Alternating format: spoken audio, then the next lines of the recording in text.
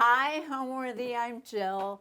Welcome to my home outside of Boston, Massachusetts. I can't wait to spend the day with you. Come on in.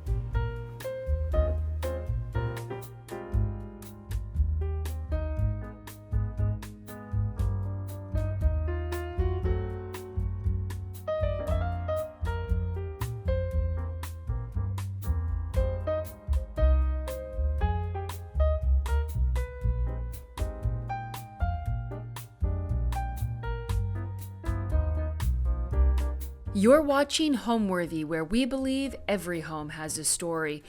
Hi, my name is Jill Litner Kaplan. I run an interior design business called Jill Litner Kaplan Interiors, and I'm so excited that Homeworthy is here with me in my home in West Newton Hill, Massachusetts. We have been at our house for exactly 12 years, and I knew from the moment I saw this house, which is a Georgian brick colonial, dated from 1927, that this was the perfect house for my family. I knew when I stepped over that threshold that it was a really special space that was a happy, light-filled, wonderful, positive energy home.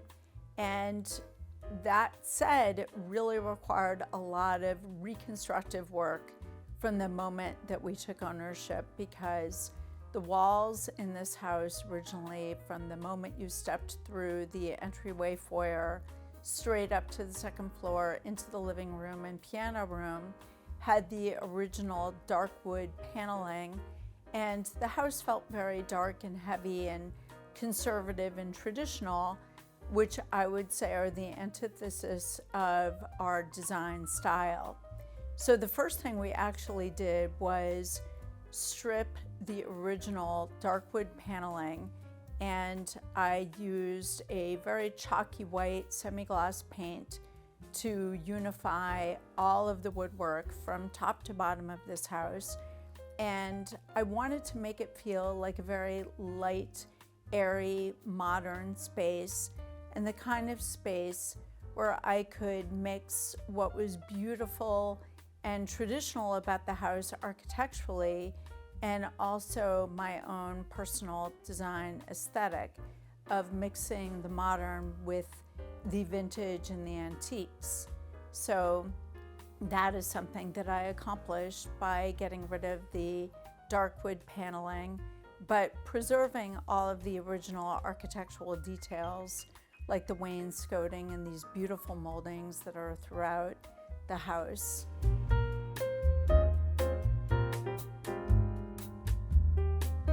From the moment you walk into my house, you're greeted with a story. And what I really love is, even though we don't have this huge wall on which to create a story, we've maximized every square inch over here. So the foyer features one of my favorite paintings. It's a mid-century collage painting from France. I absolutely love it. It's filled with color and excitement and texture. I have these fantastic boxes that are shell inlaid boxes from Vietnam. I happen to be personally obsessed with quartz and natural materials, so you're going to see as you go throughout my home that I love pieces of natural quartz. I'm also equally obsessed with turquoise beads and collect those as well. And I cannot live without fresh flowers in my home at all times. It's just something that makes me happy, and I don't really feel like our home is complete without fresh flowers. So these are really cool. I love the way they look, offset by this mid-century painting. And I love my African sculpture from the Ivory Coast. He too is wearing turquoise. With our entryway foyer and the fact that this isn't a huge wall, it's still possible to make like a really big statement. So I found this very cool, very thick lucite console table. It's a perfect size to ground this space, on which we have this wonderful story going on, and a Mongolian lamb bench. That too has this thick lucite base. So it's very light and airy, but makes like an amazing statement. And I found this at a vintage store in the Boston area. That too is a little mid-century story, and it complements this collage perfectly. I think what is the most interesting thing about our entryway foyer is that it used to be a very dark brown stained wood. There was a wood veneer that covered all of this wood paneling. When we first bought the house, I had a vision for how I wanted to make it feel light and airy and youthful and modern, which actually required removing all of the dark wood paneling, all of the wood veneer. We basically just cut it right out of the existing wood paneling right here. There was bubbled wood veneer from 1927, and there was no way that we could restore it, and there was no way that we could paint over it. So we basically cut it out and discovered these perfectly smooth horsehair plaster walls underneath.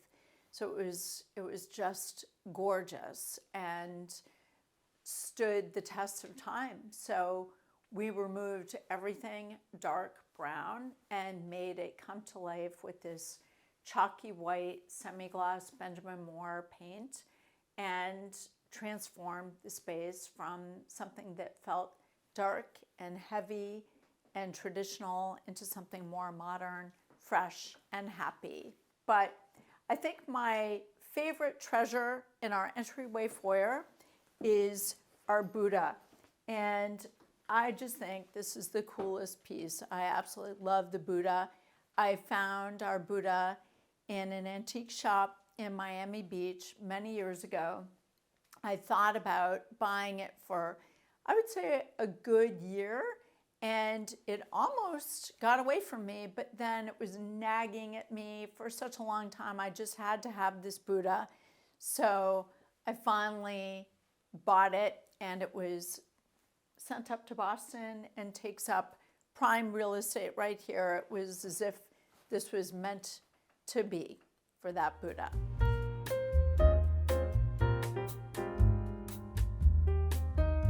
So as you step off of my foyer, you come right into the dining room, which is a beautiful room that we really love. It's a little dressier than the rest of the rooms on our first floor. And one of the things that we started with was this very cool chinoiserie geometric gold and white wallpaper. And I also collected these Art Deco German pochoirs, which are really interesting patterns that were probably used during the Art Deco period as wallpaper or textile designs. And I designed a dining room table for this space that actually is covered in shagreen. It's really cool. It has seen a lot of action over its lifetime and is very well worn, and is surrounded by these French Art Deco chairs that I found on First Dibs, and unmatching armchairs that are really fun that I got at a vintage store in Miami, which is where I've found a lot of my treasures. I've set the table with this magnificent bouquet of pink hydrangea, and they are just lush and gorgeous and beautiful, carrying the color palette from other parts of the first floor into the dining room. But I know I talked about my love of turquoise, and this room has this beautiful shade of, it's not quite turquoise, it's more of a robin's egg blue, and it's echoed in our china. And I set the table with some antique china that I bought at an auction house in New York City, so it's all layered up. And recently found these splatter napkins and placemats on Etsy, as a matter of fact, from a woman in Lithuania. this is an antique Chinese cabinet that I love, and it was one of the first things as a newly married person that my husband and I bought together. It's really cool with these enamel jars that I really love. They're so ornate and they're really incredible. But I think what I am probably most proud of in this room, believe it or not, is the sea fan coral that I found on the beach on a trip to the Caribbean. And despite the fact that they were so smelly and came right off the beach, we brought them home in the suitcase and had the beauty of sea fan coral along with the smell of the beach present in our house for a very long time. But it's beautiful. It's bringing nature into our house. So along with that, I have a couple of little French ballroom chairs that I bought from a woman who I think she was easily 100 years old when I bought them from her. So she too was an antique, but I love these. I think they're darling. And some French studies of larger paintings that I bought.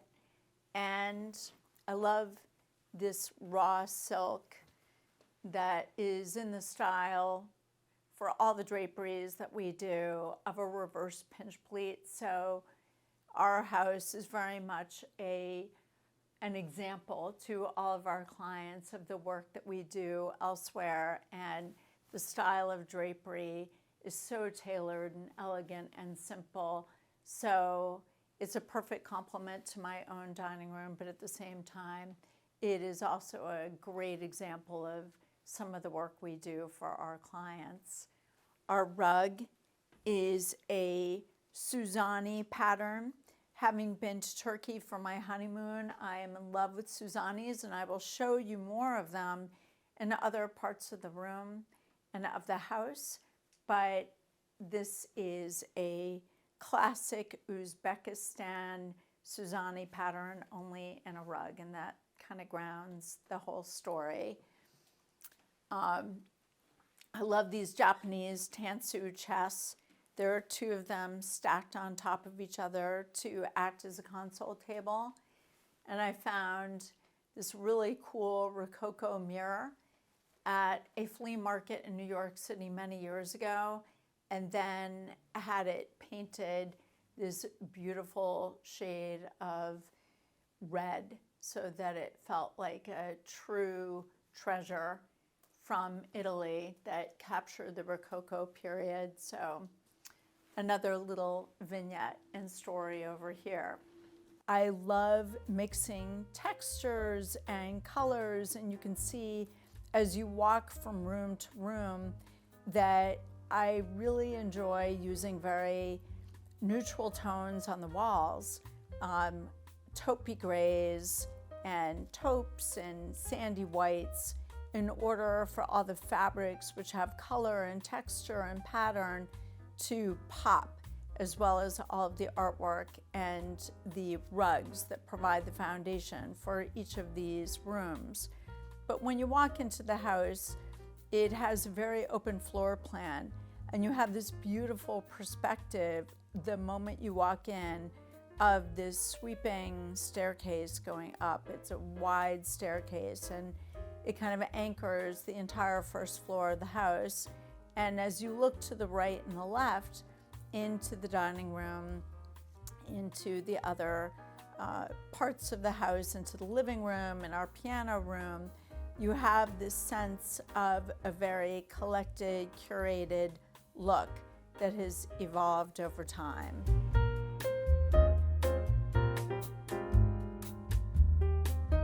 Coming in off the foyer is our living room. I love our living room. It's so filled with color and treasures and artwork, and it's just this beautiful assemblage of stuff that all works together so seamlessly.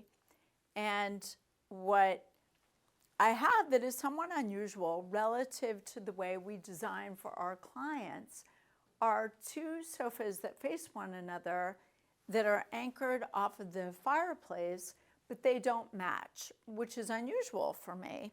So I get to do in my own house frequently what we cannot do in our clients' homes. And it's a lot of mixing and matching and layer of fabrics and colors and textures. So this is one of my favorite mid-century sofas. It's in this beautiful raspberry wool sateen. It's incredible. I have a great wool sisal rug that grounds the entire space. I love always having a sisal rug in a living room. I think it provides a lot of texture and grounds the whole space for everything that goes on top. We have this great bone inlay coffee table, and you'll see a consistent theme here, which is my love of books, and there are all of these cool things happening on top. This bunch of quartz that was a surprise gift from my husband. These beautiful dahlias have to have fresh flowers, and all of these very interesting artifacts all over the coffee table. I happen to be obsessed with rhinos and elephants. I love them, and this was a present to myself, a Robert Quo copper rhino. I love this. I think it's super cool. And off of the raspberry colored mid-century couch is a Jonathan Adler sofa that is wearing this really fun geometric chenille pattern. I think it's just textured and beautiful, and everyone enjoys sitting over here. We have these beautiful embroidered pillows from Pollock and a Le Lièvre embroidered silk. And honestly, all of our treasures that I've accumulated over the course of many years, this giant clamshell, these mollusks from the sea, little paintings and artifacts, my African art that is really important to me from the Ivory Coast that I really love. And of course, this has to be my favorite piece of art that we have in the living room, which is a Richard Giglio, who is a famous New York artist. And this speaks to all the years that I spent in New York City during my retail and my fashion days, lots of graffiti, and it's called Cement Wall, New York, but it tells the story of New York in the 1980s and 90s and all of the action and graffiti and messiness of the city that made it so fabulous. But it is a compilation of some of my favorite things. I have this pair of Louis XVI chairs, and I upholstered them in a Dongia ikat fabric, and the ikat goes so beautifully with this raspberry wool sateen and the chenille. And over here, more design books from some of my favorite people, and a Jim Thompson tufted mid-century bench, and this very cool decoupage box. And I've been collecting art ever since I was a college student, so this is actually a drawing of the bust of Athena at the Louvre that I bought when I was probably 21 years old. And it's from, I think, probably the early 1900s, a student who had to study how to draw at the École de Louvre and drew that. I thought it was really fun and cool, so I got that. So these were a birthday present that I received one year from one of my vendors was importing all these beautiful artifacts from China and from Japan, and I just love these food dog lamps. And they're wearing a Fermoy lampshade. This is really pretty printed linen with this coral, red coral, little finial on top. So they're just timeless and elegant, and it's a little bit of the new with the old. So those are a lot of fun. So I have a pair of unmatching coffee tables. We talked about this beautiful bone inlay table. And this is actually something that came from one of my clients' houses when she was moving. I think she had it made for her old house in the 1970s. I recently gave it a fresh coat of paint. It's very similar in palette to the bone table. It's a little petite. They're not exactly the same size, but they sit so well in the space together, and it's just the perfect place from which to serve lots of hors d'oeuvres and champagne when we have a party. What I love most about my home is the sense of lightness and airiness that sweeps from room to room. There are so many beautiful windows, and rather than being enclosed in any one space, you can have this sense of openness. Every room is welcome to the foyer, and it is a wonderful place to entertain. We have people over all the time. It is filled with life and energy, and I love the merger of the old with the new, the 1927 architectural details that are in every single room of this house and are so elegant and beautiful, yet at the same time there is a sense of modernity and freshness and youthfulness that we have infused in every single space of the house. So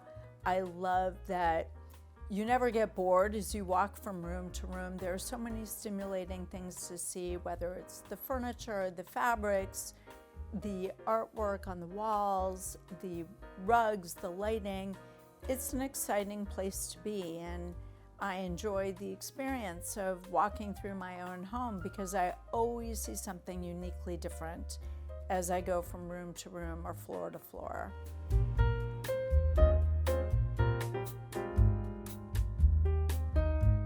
So welcome to my piano room. This is such a cool space. It's really graphic.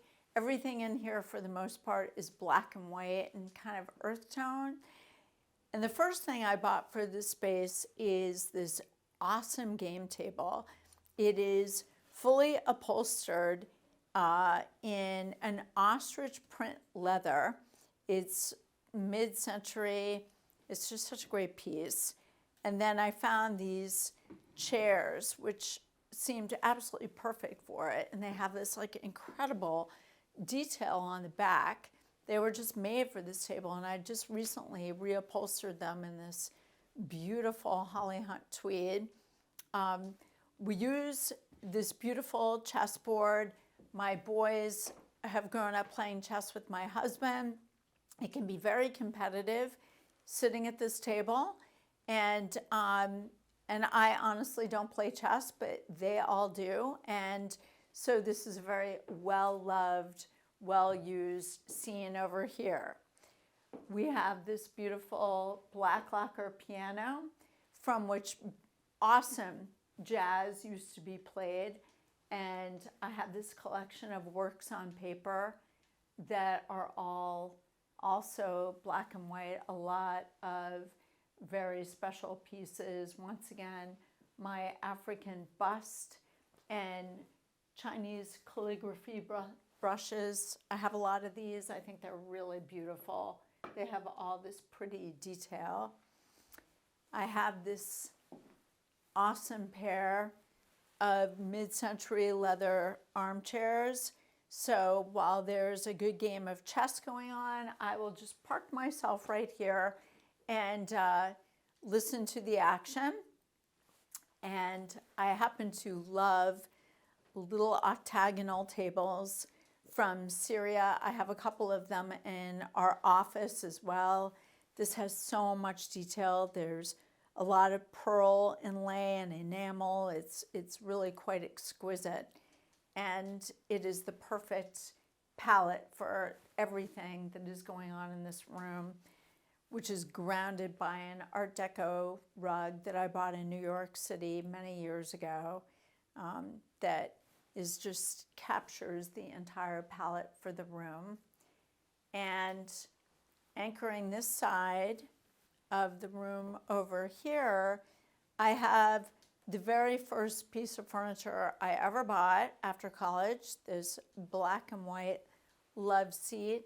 It's very sentimental to me. It is the first thing I ever got that signaled my transition to adulthood and that I could afford to buy a nice piece of furniture for myself.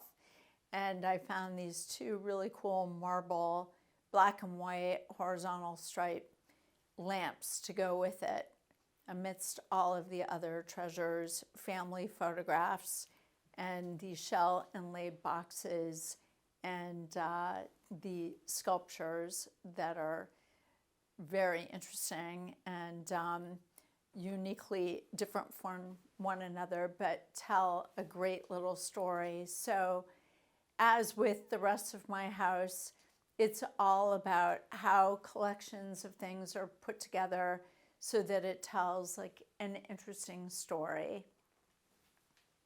And of course, I've got more artwork over here, my beloved collection of shells and more coral.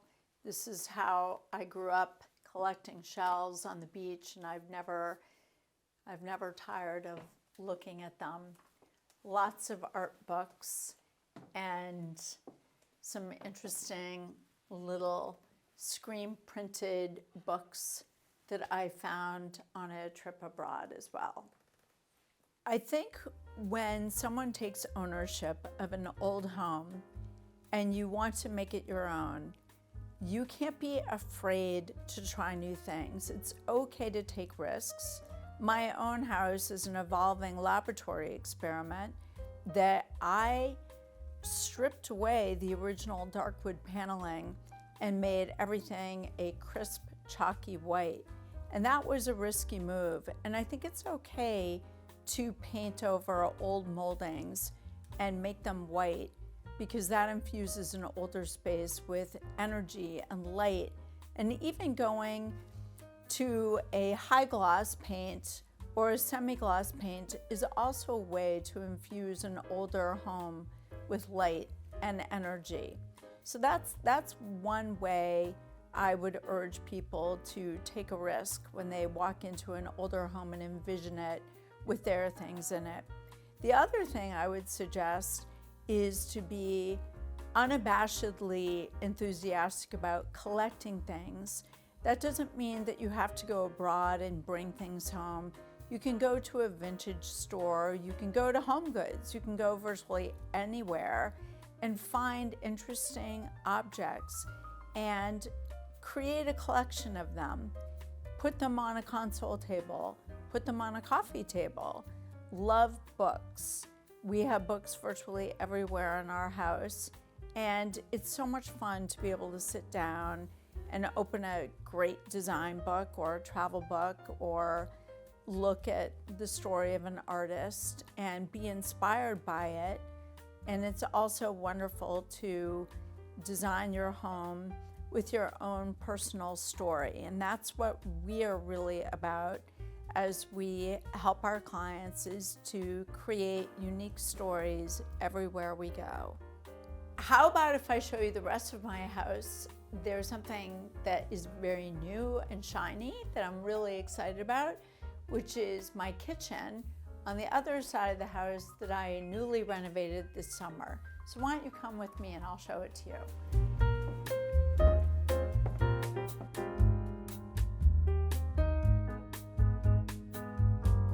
Here we are in the kitchen of my home, and this is the project that I just completed, as a matter of fact, just a few months ago.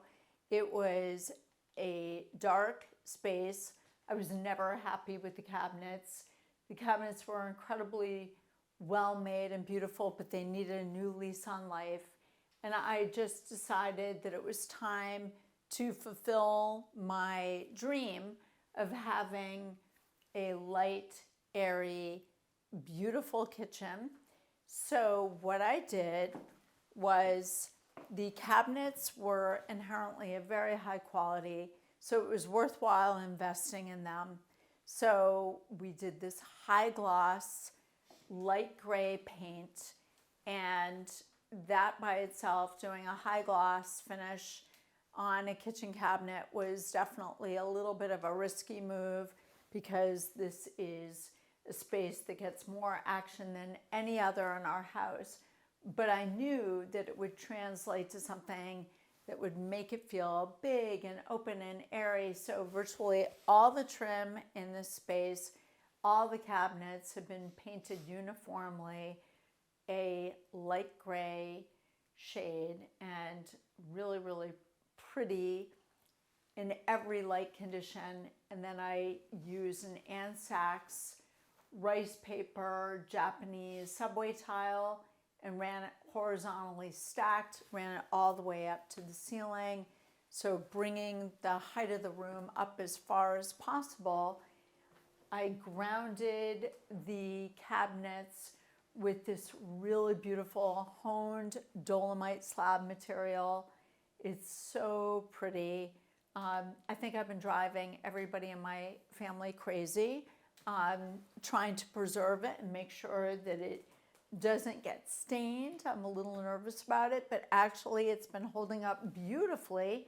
I don't typically install dolomite in our clients' kitchens. It's usually quartzite, or it's a very unusual type of granite, or a quartz, an engineered material.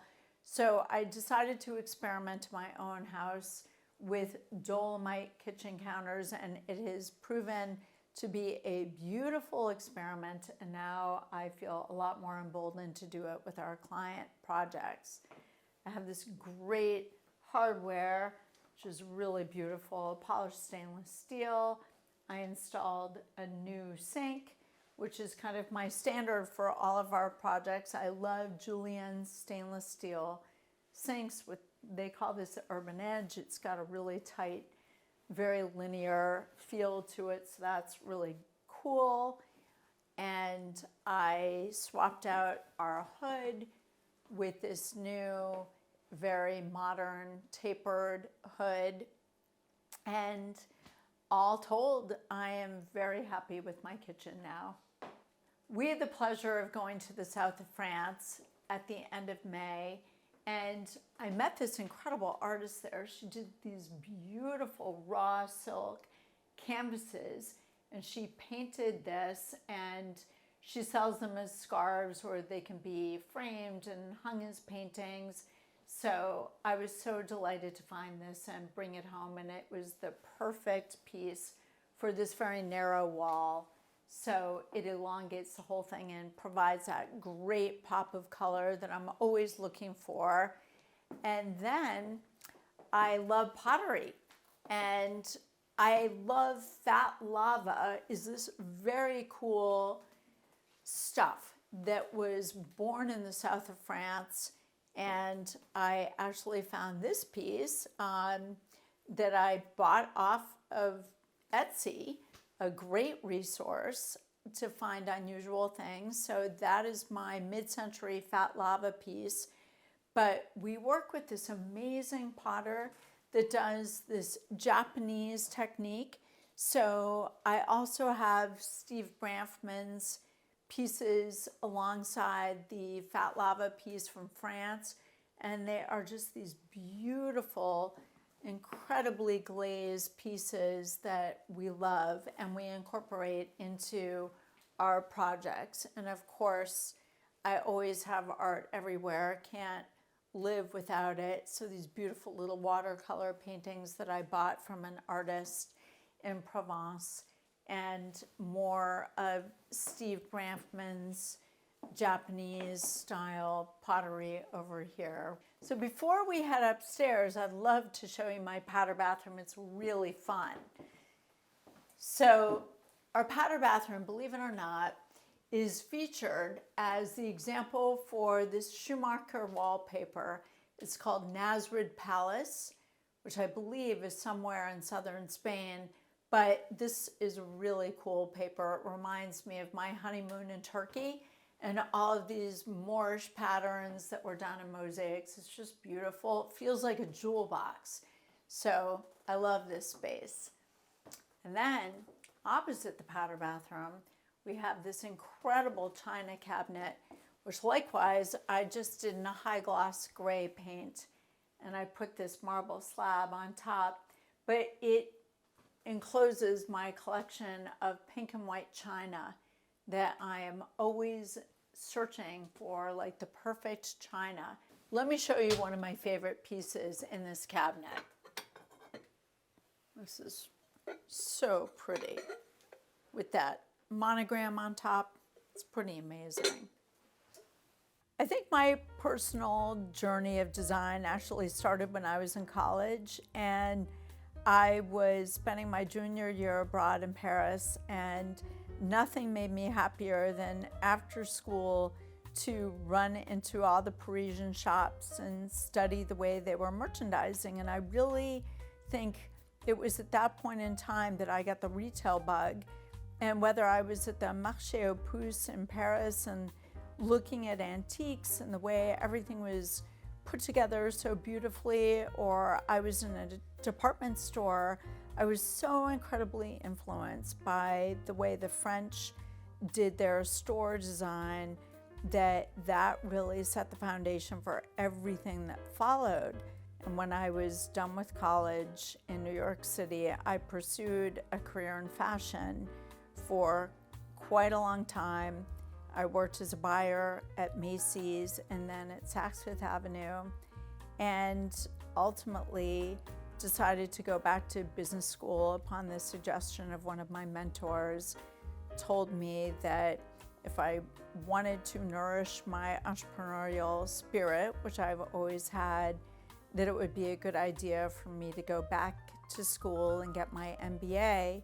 But before I did that, I had another detour, which was to work at Burlington Industries in New York City and learn how to manufacture fabric as well as finished home furnishings consumer products. So I did that in order to round out my entire education, and then went back to business school in order to really learn how to be a true entrepreneur and develop the management skills that I would need for my future business doing interior design.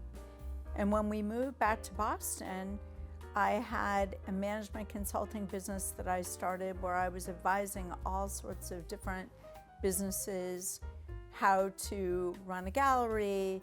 I created a startup with a group of other women that unfortunately it was way too ahead of its time in the world of the internet back in 1998, but it was such a fabulous education about how to create a website and a home furnishings business that set the tone for what is now a 20-year, as of now, business doing interior design, which I started back in 2004.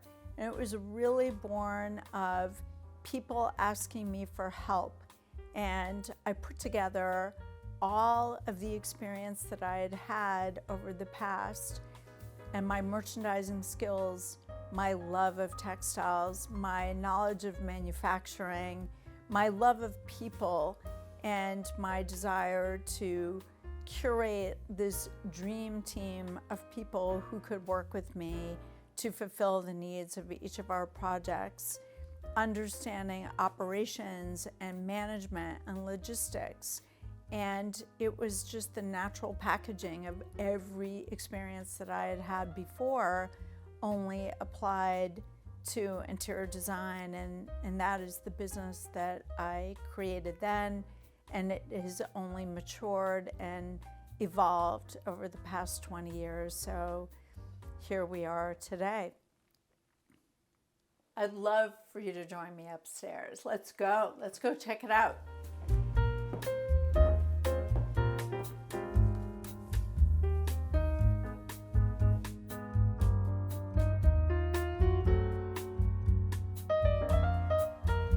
welcome to my second floor landing. It's really a wonderful little space where I've maximized all the room here to create a little story.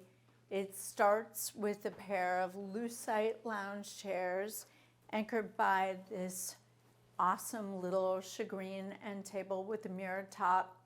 Once again, a story sitting on the end table with these beautiful boxes and African sculptures and flowers. And I have a Corel Appel work on paper that I found many years ago. I was very drawn to it because it reminds me of my two boys when they were little and two little faces looking out. So this makes me happy every time I look at this. And then this Frankenthaler work on paper that came from my husband's grandparents' home, which has a lot of sentimental value to both of us. So welcome to our primary bedroom suite. It's very soft and soothing, and once again, consistent with everything else I've done throughout the house. The walls are a very pale shade of a taupey gray. It's edgecomb gray. It's a very soft, soothing palette, and I designed and had this headboard after we got married, and we were originally living in Back Bay in Boston. And I think it's got a really whimsical, fun shape, which I recently reupholstered in this great Holly Hunt fabric, and crisp white linens with a little embroidered detail. I found this great looking wool throw on a trip to Portugal last summer, and it adds a pop of color. And honestly, it's just a very restful, soothing space. Everything is a shade of chalky white and various tones of gray, everything grounded by this stark leopard print rug, which sounds a little crazy, but actually it's very soft and soothing. And you'll also see these two mirrored front dressers. I have a pair of them. This is one of the first pieces of furniture I ever designed and had made. I had a furniture cabinet maker, and I challenged him to make a pair of dressers for me, which he did, and did a fantastic job. So these have stood the test of time, and I love them. And of course, some other works on paper that we have surrounding all of us, as well as some family photographs.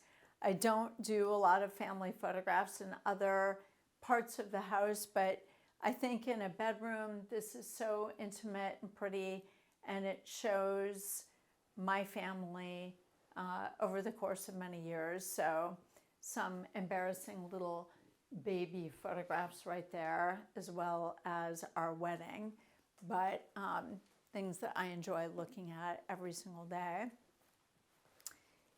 And a pair of French works on paper by an artist called Coignard. I really love these. They're in a much bolder, more dramatic frame than what I typically do. But I thought that they were just the perfect pairing for these two pieces, which have a lot of graffiti and graphic imagery. So I love those. And a Schumacher gray mohair chair as well.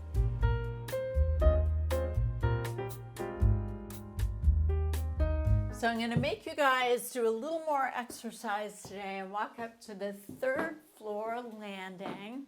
And this is the gateway to where all the design magic happens. This is our third floor landing, and we've done something a little bit different here. I have a salon style art show happening. So every time you walk up and down the steps, there is this beautiful montage of really pretty things to look at that are all very sentimental for us. And this collection of mirrored glass blobs. That's, believe it or not, exactly what we call these things. They were all hand blown in Mexico. and that we installed to look like this very interesting installation of different shapes and sizes. We found this beautiful painting in the south of France this summer. My husband loves this because this is a mountain range that he aspires to bike one day. So we hope to do that. And I'd love to take you next into my office, which is the center of the beating heart of Jill Litner Kaplan Interiors. We love this space. It's unabashedly pink and feminine and fun, and we love the quality of the light in here that pours in from the windows, the high ceilings, and it's just so much fun to be here. We each have a pretty desk at which to sit, tons of storage that we built in to all of the knee walls, and we ground the space with a meeting table. And it's here where we sit. We are conceiving our next plans for our projects. This is actually an example of a project that we are working on right now with this beautiful Tibetan rug and this amazing lacquered finish and all of these textures and fabrics. But we sit here with our clients, we strategize about what we're doing, we go through fabrics and wall coverings and tile, and we as a team also sit here and we have our weekly meetings and talk about what we're going to be doing in the weeks ahead. We have divided up this space. This is just one of the reasons, quite frankly, why we moved into this house 12 years ago, was because of this fantastic space that it offered me to do my business in. And it situates the three of us so beautifully. We each have our own desk. Maggie and Anna Maria and myself right here. So we each have our own space. We have a ton of storage behind these closed doors. I'm not going to open them because, frankly, what is going on back there is a burst of fabrics and materials and wood finishes. So we have them all neatly organized, and they are best unseen because I don't think we have them perfect. The beauty of this space is that it enables the three of us to work up here and to each have our own unique area, but also come together as a team.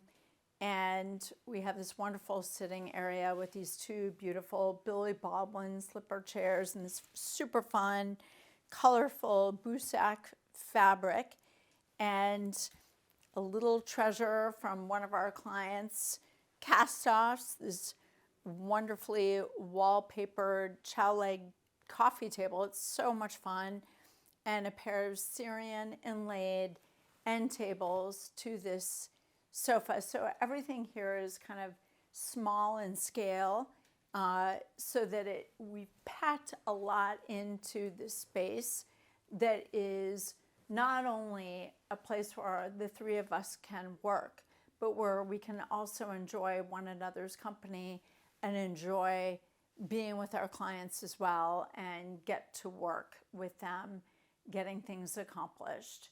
The word home means to me warmth, openness, safe and secure, a place that makes you feel happy and good, and where you just can't wait to go back to at the end of every day and wake up to every morning.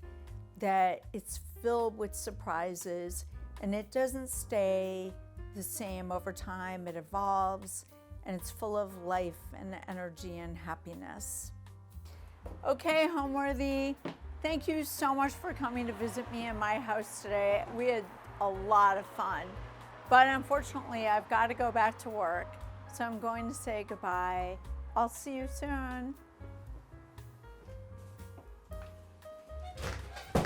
Thanks for watching. Be sure to go to homeworthy.com for exclusive content, shopping guides, and so much more.